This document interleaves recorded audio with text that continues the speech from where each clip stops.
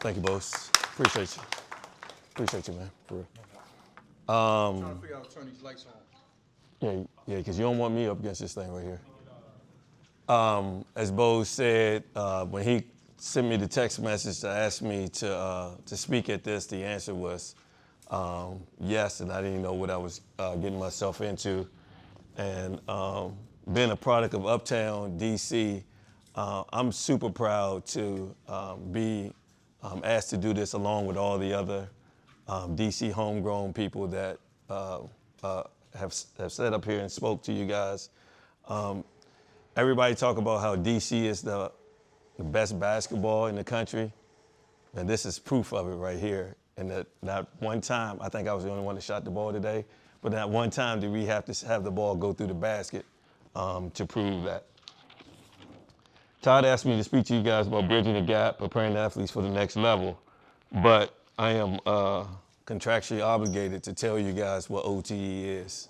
Coach Tapscott just left OTE. We had our combine evaluation day where we had over 125 college coaches and 29 of 30 NBA teams. And there is a perception of what overtime is. If you watch it on social media, yes, it looks like a TikTok league. But if you ever step foot into what overtime is, we're going on our 5th season there. We've had 4 lottery picks. We've had 8 guys play in the NBA, 18 professional players, 27 are current college players, and 15 of those guys are in Power 4 conferences. Currently, we have 15 players ranked in the top 100 in their respective class. 9 are in the top 50, and 5 are in the top 5. But I could bore you guys about all of that stuff. What OT was and is night and day now. Before you went to overtime, you gave up your college eligibility and you got paid a ton of money and it had no chance. But now we do scholarships so kids can maintain their college eligibility. We offer health and disability benefits. There are NIL opportunities for every player there. There's a specialized academic curriculum. There's media integration, as you guys know. But the best part about Overtime Elite is the pro development. The OT Arena is a $5 million state-of-the-art basketball facility. Each team has 4 coaches that are all former video coordinators or skill development guys. So we have 3 teams, 33 players, and 12 coaches. So that's a little less than a 3-to-1 ratio. One of the best things we do is we have 8 members of our health and performance department, a nutritionist, physical therapist, where all our injuries are rehabbed in-house. We have a head of sports science, 3 athletic trainers, 1 for each team, strength and conditioning director, and a clinical psychologist. Some of the things we do to separate ourselves as a media company is we use the AIQ, which most NBA and NFL teams use to teach you how your players learn. We do Synergy, Sports Code, and then we have a new thing, and I don't know if Ann wants to hear, Cerebral Sports, where it gives you real-time performance analytics. Kind of like when a player comes out of the game, you can pull the iPad out and kind of show them what they did or didn't do. And we do BAM testing, NOAA analytics, where we track each player takes about 45,000 shots a year, and we track every single shot with those players at the end of the week. Arc, if you're missing left, right, long, short, things like that. So they get that in there. Development has the same components, whether I was with Team Takeover, the G League, or the City Reapers, OTE. What it is culture and communication. Understand players listen to people that have never been to where they want to go. That's like the biggest thing that we have to deal with is as coaches. You have an uncle who never played basketball, who's now the expert because little Nick now is 6'7" and is a point guard. Now he's the expert on what you need to do as a coach to make that player better.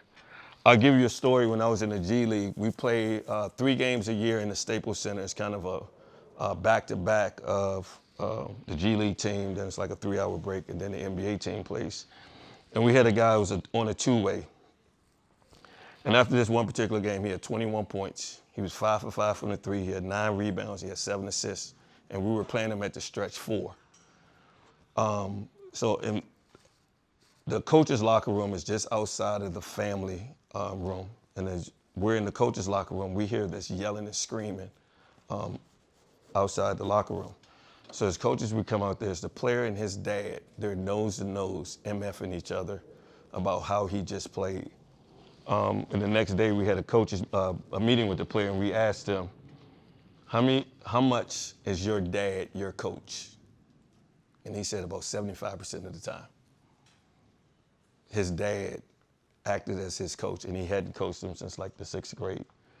I talked to you about one of the things that working for and with Keith Stevens, being fortunate to work under Paul Hewitt, and now being one of the heads of basketball, Overtime Elite, one of the things that I've always been married to is your culture of how you want to be as a coach. For me, I feel like you have to have standards. And if any of you guys who have recruited against Team Takeover or recruited against Paul the Sixth, one of the things people use is all their players dress the same. All their players look the same. And it's not by accident that we do that. Because we have to have a code of conduct and we have to have a code of standards. So wherever we go, we dress the same. Wherever we go, we act the same. And wherever we go, we always travel the same. I always feel like as a coach, you can't ask your players to do something that you aren't willing to do. A lot of times I sit and I watch coaches. I watch coaches tell their players, man, you can't play because you just got to be in better shape. Meanwhile, I just saw the coach coming from Five Guys for lunch that day. And I always hark back on, you have to practice what you preach with your players. And that's just, for me, that's just part of having standards and code of conduct. One of the things that we also do is we have call-out Fridays. After the end of practice on Friday, we stand in the jump circle, and each player gets to call out one other player. At the beginning, it gets, you feel like it gets a little dangerous because guys don't always want to hear things. But for us to establish our identity and for us to establish our culture, we have to have tough conversations. And if teammates can't have those tough conversations with one another, then your team's gonna fall apart and you're not gonna have the trust that you want. So we call the call out Fridays. One player calls out another player and they tell them exactly what they need from them to be better going into the next week.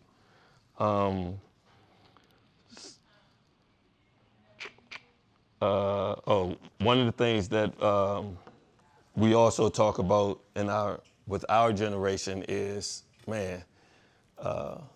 players always have their phones. It's a cell phone generation. But if I look around, everybody has their phone out as well, and you're not a player.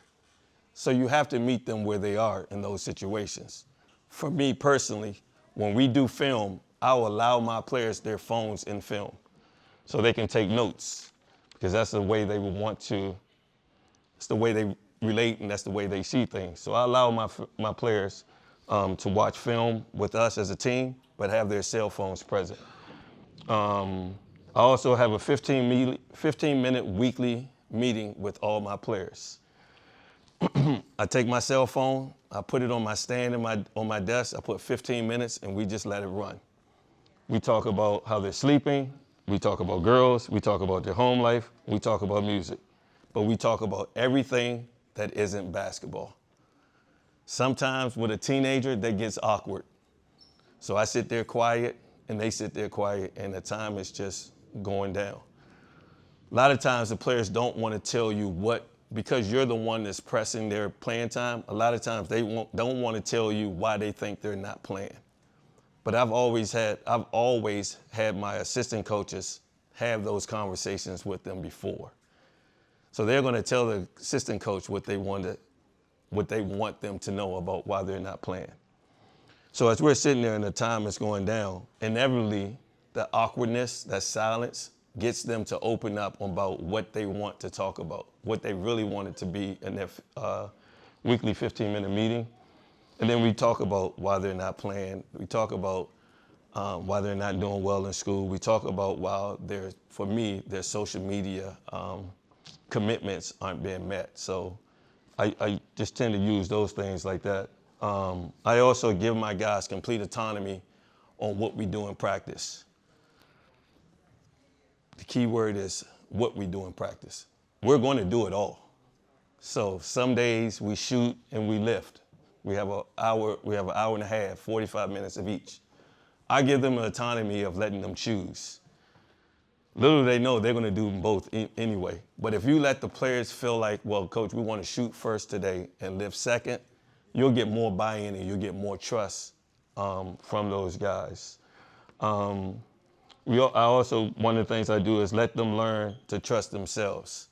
A lot of times as coaches, we say to a player, when they make a mistake, we say to a player, don't get frustrated. We don't always know if they're frustrated or not.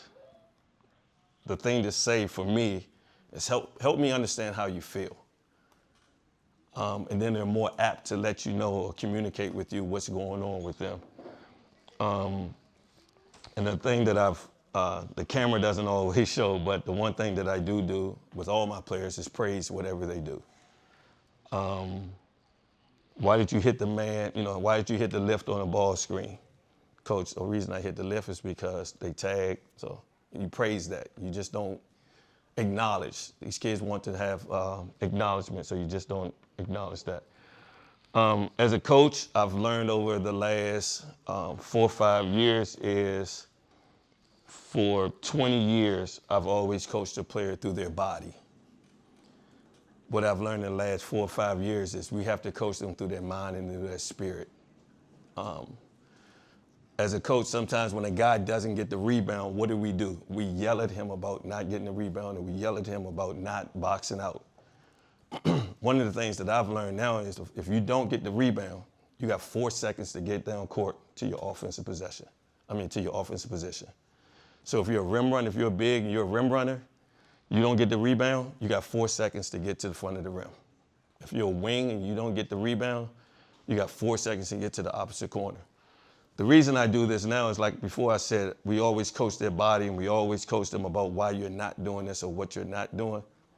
But as coaches, we never gave them what the next opportunity is or what your next assignment is. So I've learned that over the last 4 or 5 years of trying to just help guys get better in those things.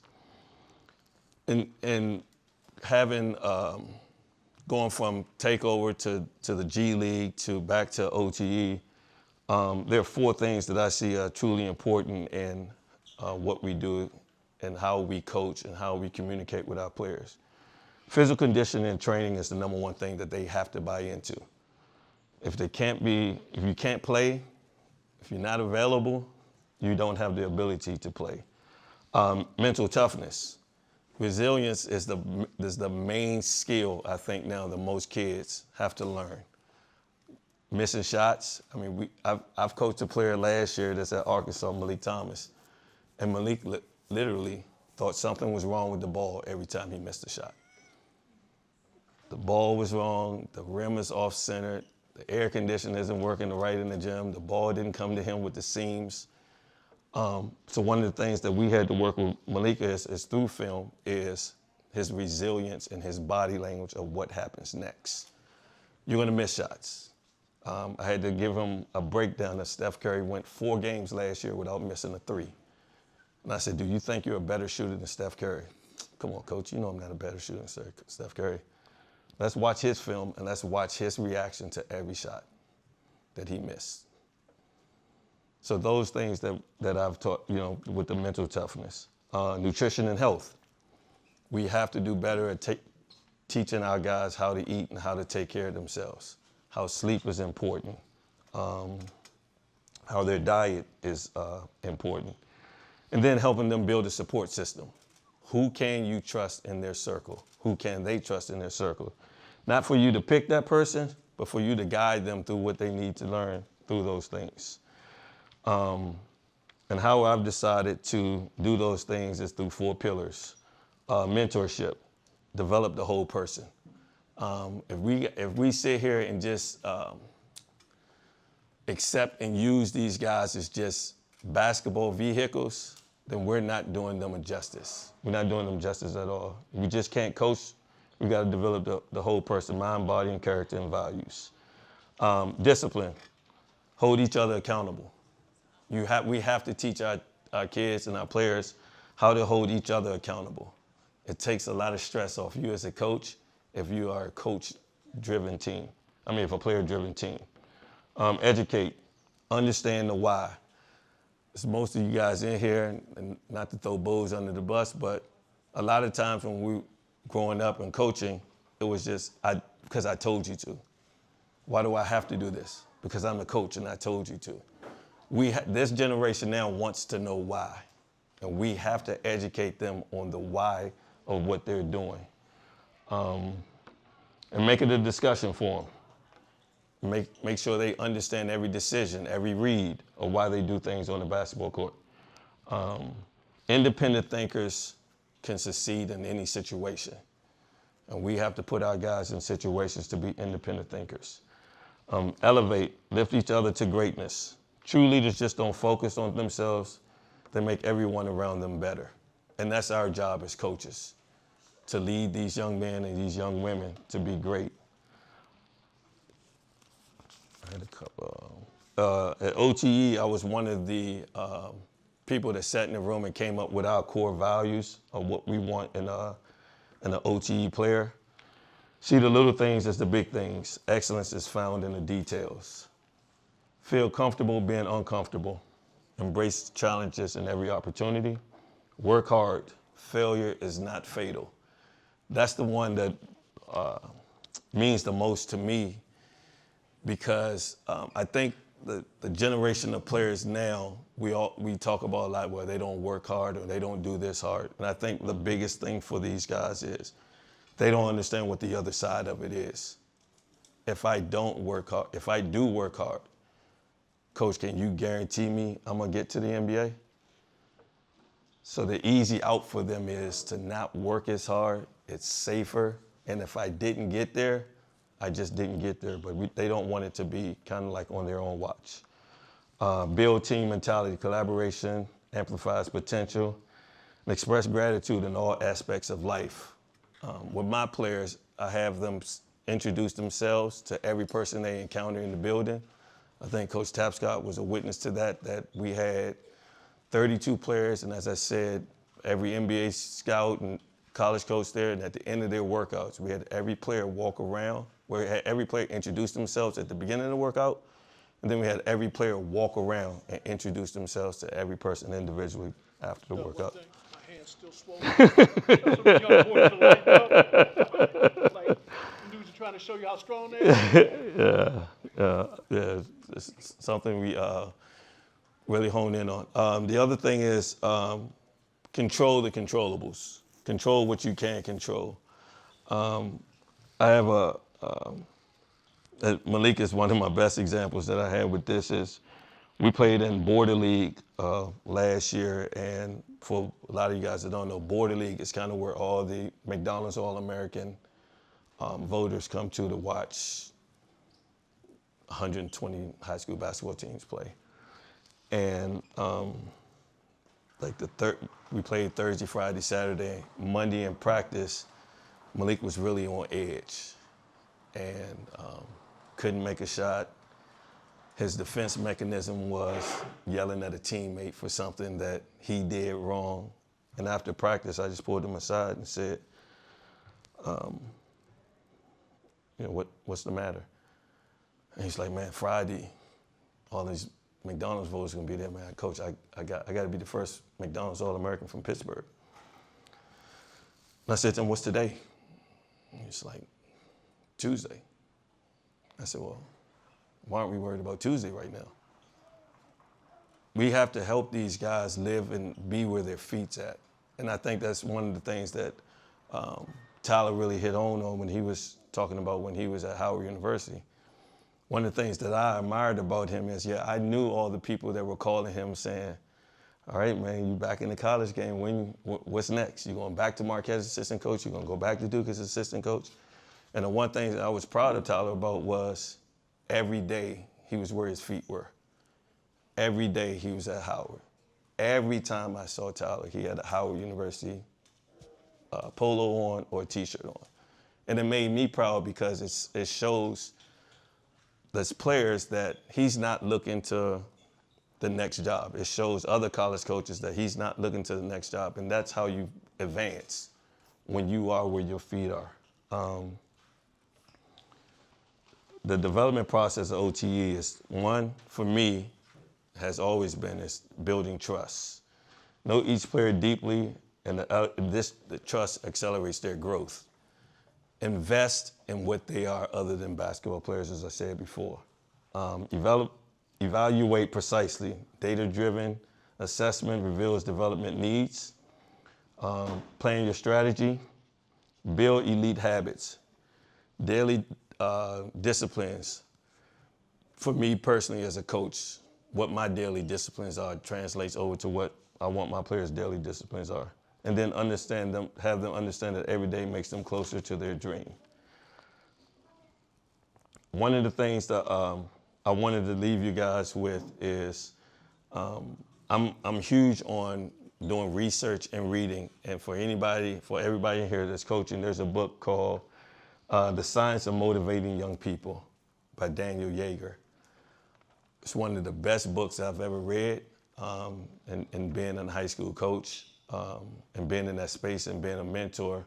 It talks about from kids from age 10 to 25. And if you're younger than 25, I still consider you a kid. Daniel Yeager. Motivation, Science of Motivating Young People.